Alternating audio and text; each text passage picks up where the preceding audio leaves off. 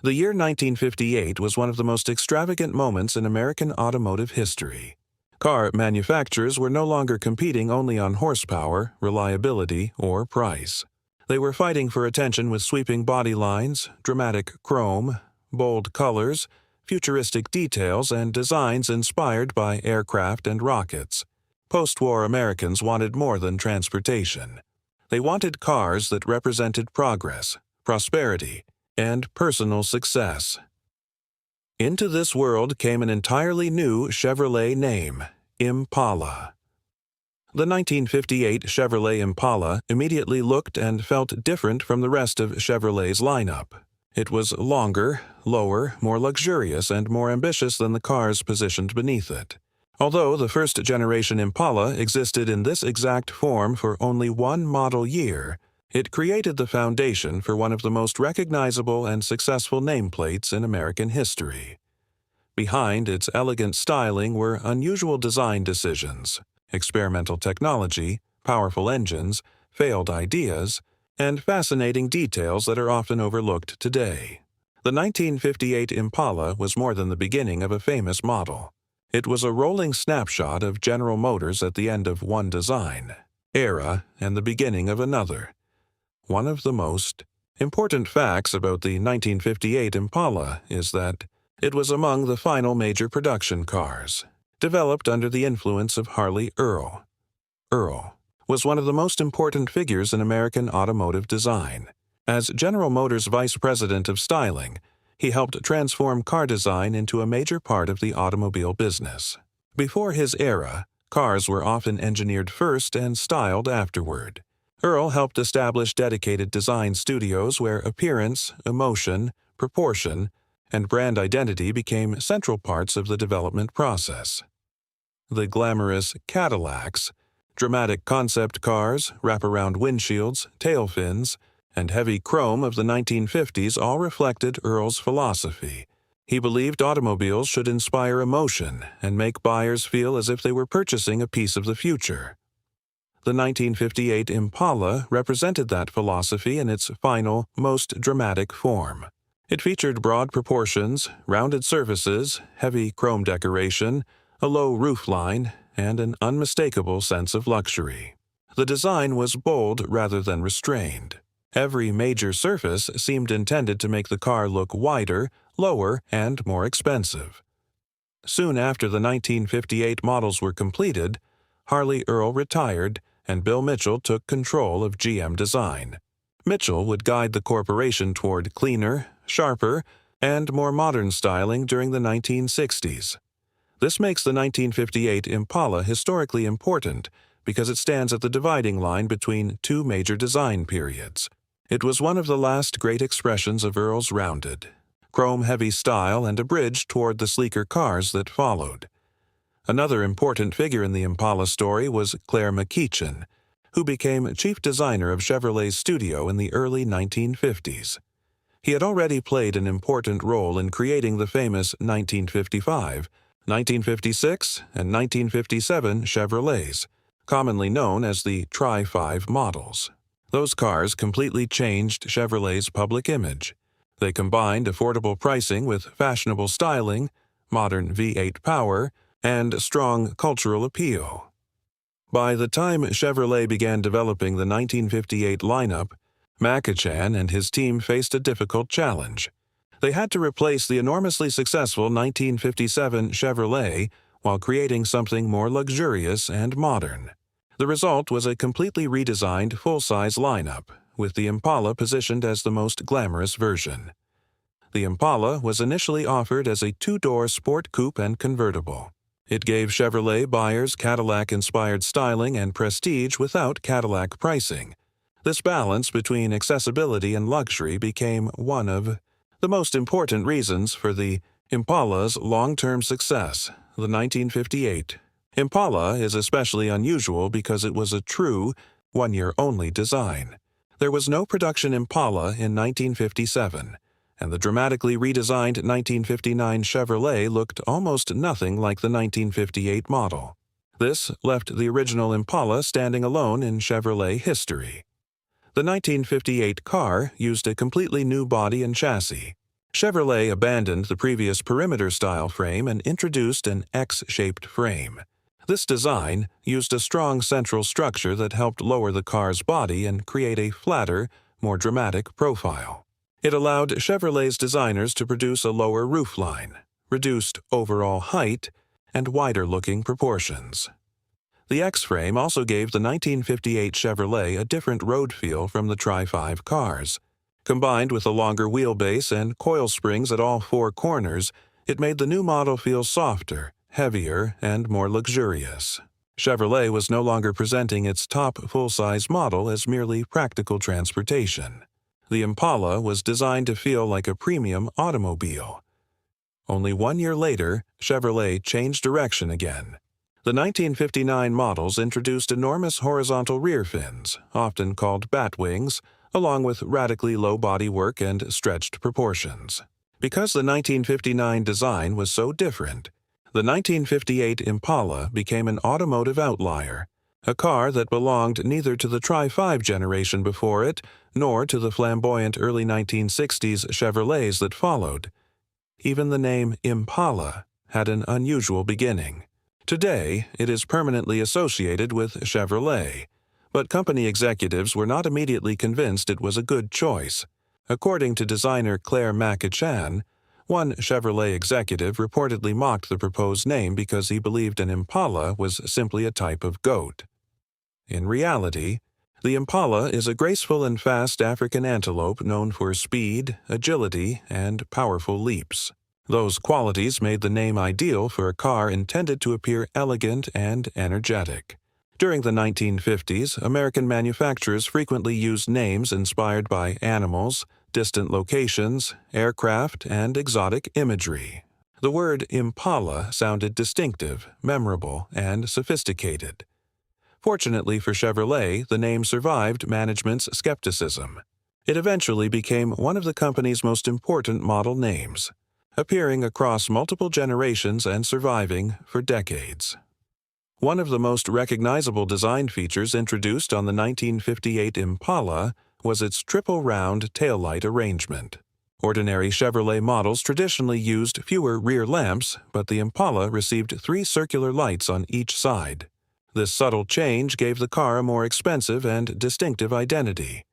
The 3 taillight design became closely associated with high-level Chevrolet models, especially the Impala. Over the following decades, the arrangement returned in numerous forms and became an unofficial visual signature for the brand. From classic full-size Chevrolets of the 1960s to later models using round rear lamps, the idea helped create a strong family resemblance. At night, 3 glowing red circles became an immediate clue that the vehicle ahead was something special. What began as a small styling detail on the first Impala eventually became an important part of Chevrolet heritage. The roofline contained another unusual feature. Near the rear of the hardtop roof was a decorative V-shaped element that appeared to be an air extractor. It looked advanced and functional, as though it had been designed to pull warm cabin air out through the rear of the vehicle. The feature was originally intended to perform exactly that function. However, testing revealed that its location created the opposite effect. Instead of drawing air out, the pressure around the roof caused outside air to enter the cabin through the vent. The concept did not work as planned, so Chevrolet blocked the opening and left the shape in place as decoration. This failed ventilation idea became a perfect example of late 1950s automotive styling. Cars often displayed vents, scoops, louvers, and jet-inspired details whether they worked or not. Appearance and emotional impact mattered as much as practical function. Similar decorative vents later appeared on many famous American cars, proving that buyers often cared more about the suggestion of performance than actual aerodynamic purpose. Inside the Impala, one of the strangest visual details was its drilled 2-spoke steering wheel. The circular holes in the spokes gave it a design that enthusiasts sometimes compare to Swiss cheese. This styling was influenced by racing cars, where drilled metal components were used to reduce weight. On an actual race car, removing unnecessary material could provide a small but meaningful advantage. On a full-size luxury Chevrolet, the weight savings from drilled steering wheel spokes were insignificant. The real purpose was emotional. Chevrolet wanted drivers to feel that the Impala had a sporting character, especially when ordered with one of its stronger V8 engines. The perforated wheel gave the driver a visual connection to racing machinery, even though the car itself was a large, comfortable cruiser. That small detail captured the philosophy of the era. Designers were not always trying to make a car objectively faster. Sometimes they were trying to make the driver feel faster. Performance was still an important part of the 1958 Impala's appeal, and Chevrolet offered an unusually broad engine range. Buyers could order a practical six-cylinder version, a traditional small-block V8, fuel injection, or Chevrolet's newly introduced big-block engine. At the entry level was the familiar 235 cubic-inch Blue Flame inline-six. It was not exciting, but it was durable, affordable, and well-suited to buyers who wanted the Impala's appearance without the cost or fuel consumption of a large V8. Above it was the 283 cubic-inch small-block V8, available in several levels of performance.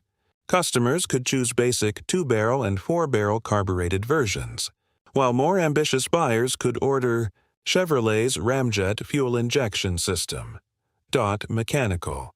Fuel injection was cutting-edge technology in the late 1950s. It had already helped create the famous 1 horsepower per cubic inch reputation of high-output 283 engines. In the Impala, the fuel-injected option gave Chevrolet a technologically advanced performance image, even if relatively few buyers chose it. The headline engine for 1958 was the new 348 cubic-inch V8. This was Chevrolet's first production big-block engine and was originally developed for heavier passenger cars and trucks that needed more torque than the 283 could provide. The 348 could be ordered with a 4-barrel carburetor or with 3 2-barrel carburetors, an arrangement commonly called tri-power. Chevrolet marketed the strongest versions with dramatic names such as Super Turbo Thrust. The name sounded more like something attached to a jet aircraft or rocket than a passenger car engine, which was entirely appropriate for the period. With the 348 under the hood, the Impala could become far more than a stylish boulevard cruiser. It had the torque and acceleration to attract performance enthusiasts, giving the new model a dual identity. It could serve as a comfortable family car or a surprisingly serious street machine depending on the option selected. This wide engine selection was one of Chevrolet's smartest decisions. It allowed customers from different income levels and age groups to purchase the same glamorous body style. A conservative buyer could select the 6-cylinder engine, while a younger enthusiast could order fuel injection or the 348 with multiple carburetors. Chevrolet was not merely selling one kind of Impala. It was allowing customers to build their own version of the car. One of the rarest and most ambitious options available in 1958 was 4-wheel air suspension. At the time, many engineers believed air springs represented the future of ride comfort. Instead of conventional steel coil springs, the car used rubber air chambers that could maintain ride height and provide a smoother driving experience. An engine-driven compressor supplied pressure to the system. In theory, the suspension could compensate for passengers and luggage while preserving the car's low, level stance.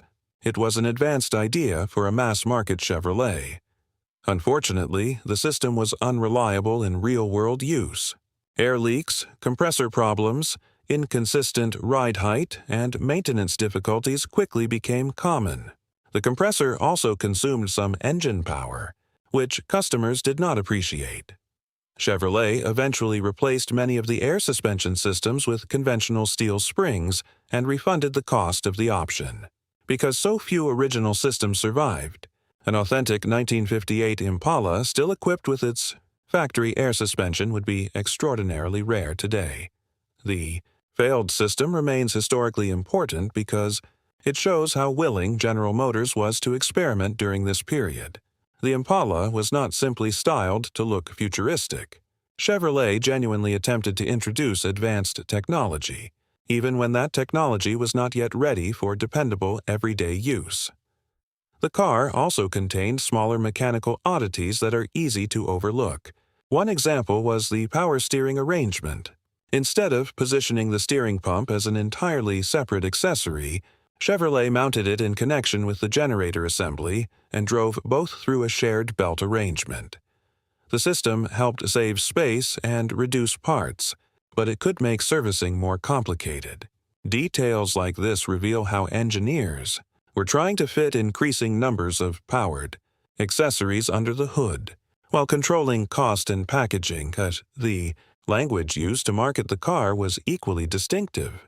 Chevrolet's traditional blue flame name suggested heat and efficiency, while terms such as turbo thrust and super turbo thrust connected engine power with aircraft, rockets, and the emerging space age.